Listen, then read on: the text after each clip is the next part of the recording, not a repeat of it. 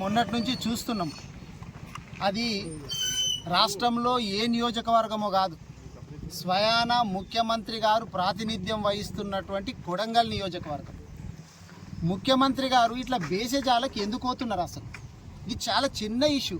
ఎందుకంటే మా హయాం లోపల బీఆర్ఎస్ పార్టీ అధికారంలో ఉన్నప్పుడు చాలామంది రైతులతోటి మాట్లాడి వాళ్ళను ఒప్పించి మెప్పించి ఎన్నో ప్రాజెక్టులు కట్టారు కేసీఆర్ గారు కూడా.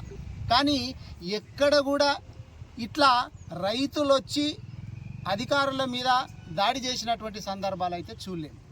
ఇది నిజంగా ఒక మాటలో చెప్పాలంటే ఇది అధికారుల మీద దాడి కాదు, ఇది ప్రజలు రేవంత్ రెడ్డి గారి మీద దాడి చేస్తున్నట్టు లెక్క. ఆయన పోలీసుల పహారా లోపల, పోలీసుల ప్రొటెక్షన్ లోపల వాళ్ళకు దొరకట్లేదు కాబట్టి అధికారులు బలవుతున్నారు. అక్కడ అధికారులు అనేటటువంటి వాళ్ళు వాళ్ళ ఉద్యోగం చేసుకునేది.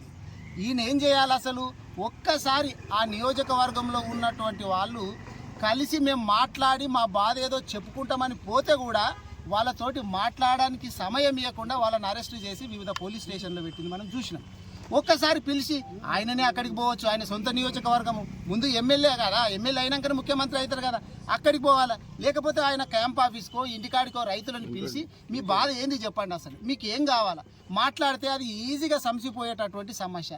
దాన్ని గోరంతా ఉన్నదాన్ని కొండంతా చేసుకున్నది. ఇది మొత్తము రేవంత్ రెడ్డి గారి పాలన లోపల అధికారులు ఏ విధంగా బలి అవుతున్నారు అనే దానికి ఇది నిదర్శనం అని చెప్పాలి. ఇప్పుడే సోదరుడు మన మహేష్ రెడ్డి గారు చెప్పినట్టు కలెక్టర్ గారు ఏం చెప్తున్నారు? దాడి అనేటటువంటి పదమే వాడకండి, నా మీద దాడే జరగలేదని చెప్తే మరి అరెస్టులు ఎందుకు చేస్తున్నారు? మీరు చెప్తున్నదే దాడే జరగలేదన్నప్పుడు స్వయంగా కలెక్టర్ గారే చెప్తున్నారు. స్వయంగా కలెక్టర్ గారు దాడి జరగలేదు అని చెప్పినప్పుడు మీరు అరెస్టులు చేయాల్సినటువంటి అవసరం ఏంది? ఇక ఇప్పుడు నరేందర్ రెడ్డి గారిని ఇక్కడికి తీసుకొచ్చిండ్రు అంటే కార్యకర్తలు ఎన్నోసార్లు మాట్లాడుతుంటారు, నాయకులతోటి, ప్రజాప్రతినిధులతోటి, మాజీ ప్రజాప్రతినిధులతోటి మాట్లాడుతుంటారు. దాంట్లో తప్పేముంది చెప్పండి? ఇప్పుడు మాతోటి కూడా మాట్లాడుతుంటారు. ఇప్పుడు మాతోటి నరేందర్ రెడ్డి గారితో ఆయన మాట్లాడిండు ఎవరో సురేష్ అనే వ్యక్తి అని చెప్పి నరేందర్ రెడ్డి గారిని తీసుకొస్తే ఇప్పుడు నరేందర్ రెడ్డి గారితో మేము కూడా మాట్లాడుతుంది, మాతోటిగా ఇంకా పైన మా అధిష్టానం కూడా మాట్లాడుతుంటుంది. అంటే మొత్తం రాష్ట్రాన్ని మొత్తము జైలుకు పంపించాలని చెప్పి ప్రయత్నమా? ఎంతమందిని జైలుకు పంపిస్తారని చెప్పి ఇట్లా కేటీఆర్ గారినో, హరీష్ రావు గారినో, కేసీఆర్ గారినో, మిగిలిన ప్రజాప్రతినిధులను ఇట్లా భయభ్రాంతులకు గురి చేస్తే మా తప్పులను బయటికి తీసుడు అనేటటువంటిది బంద్ చేస్తారేమో అనేటటువంటిది వాళ్ళు అట్లా ఊహల పల్లకిలో ఉన్నారు. అది జరగని పని. ఖచ్చితంగా ఇప్పుడు నరేందర్ రెడ్డి గారిని అరెస్ట్ చేయొచ్చు, రేపు ఇంకొకరిని చేయొచ్చు. ఎంతమందిని అరెస్టు చేసినా కానీ ఖచ్చితంగా బీఆర్ఎస్ పార్టీ ప్రజల తరపున ఉంటుంది, ఎండగడుతుంది. ఇప్పుడు వాళ్ళ కాల్ డేటా కూడా తీస్తే కూడా ఎవరెవరు అనేటటువంటిది వస్తుంది. ఈ బీఆర్ఎస్ పార్టీ నాయకులు, కార్యకర్తలు కాకుండా వేరే పార్టీలో లేరా? కాంగ్రెస్ పార్టీ వాళ్ళు కూడా ఉంటారు. ప్రజలు అనేటటువంటి వాళ్ళు, రైతులు అనేటటువంటి వాళ్ళు కొంతమంది, మరి వాళ్ళని కూడా చూడాలి కదా. మరి వాళ్ళ కాల్ డేటా కూడా తీయండి, మరి అందరిని అరెస్ట్ చేయండి. మీరు ఇట్లా అంతేకాకుండా నేను నిన్న మాట్లాడుతుంటే ఒక ఆయన చెప్తున్నాడు, అక్కడ ఉన్నటువంటి వాళ్ళను పోయి కరెంటు బంద్ చేసి, ఇంటర్నెట్ బంద్ చేసి, ఏదో మొత్తము నక్సలైట్లను తీసుకొచ్చినట్లు మధ్యరాత్రిలో 1 గంట 2 గంటలకు తీసుకొస్తున్నారంటే ఏం జరుగుతున్నది? అక్కడ ఉన్నటువంటి ప్రజలంతా, తండాల వాళ్ళు కావచ్చు, గ్రామాల ప్రజలందరూ కూడా భయభ్రాంతులతోటి ఎప్పుడు పోలీసు వాళ్ళు వస్తారో మమ్మల్ని ఎవరు పట్టుకపోతారని చెప్పి భయభ్రాంతులతోటి బతుకుతా ఉన్నారు. వాళ్ళని తీసుకొచ్చేసేసి ఇప్పుడు అందులో కొంతమంది ఉద్యోగస్తులు కూడా ఉన్నారంట. నిన్న నాకు ఒక పిల్లగాడు చెప్తున్నాడు, పంచాయతీ సెక్రటరీగా, విలేజ్ సెక్రటరీగా పనిచేస్తున్నాడు అంటే. ఆ పిల్లగాడు లేనేలేడంటాడా? ఆ పిల్లగాడు లేనేలేడు. వాళ్ళ కుటుంబ సభ్యులు రైతులు ఎవరో ఉండి అక్కడ ఉంటే ఆ పిల్లగాని తీసుకొచ్చిందంట. అరే నేను లేను, మీరు పెట్టినటువంటి సర్వేనే నేను సర్వే చేయడానికి పోయినా రాత్రి 8 గంటలకు 9 గంటలకు వచ్చిన.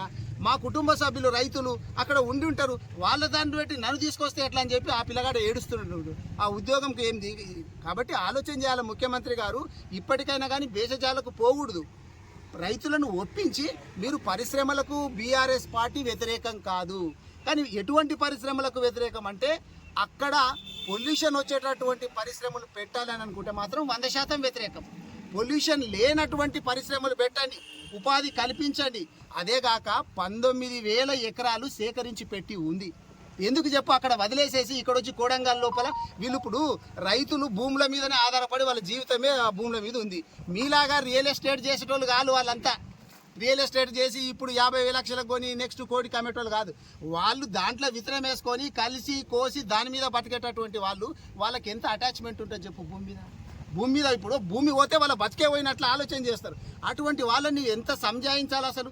దగ్గరికి తీసుకొని మంచిగా సంజాయిస్తే ఇది చాలా చిన్న సమస్య. ఇప్పటికైనా కానీ ముఖ్యమంత్రి గారు నేను కోరేది ఏంటంటే, జరిగింది ఏదో జరిగిపోయింది, ఇప్పుడు ప్రజలందరూ కూడా తిరస్కరిస్తున్నారు అనేది అర్థమైపోయింది.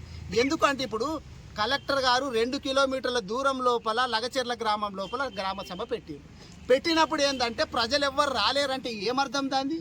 ప్రజలకు ఇష్టం లేదు అనేటటువంటిది తెలిసిపోతుంది కదా.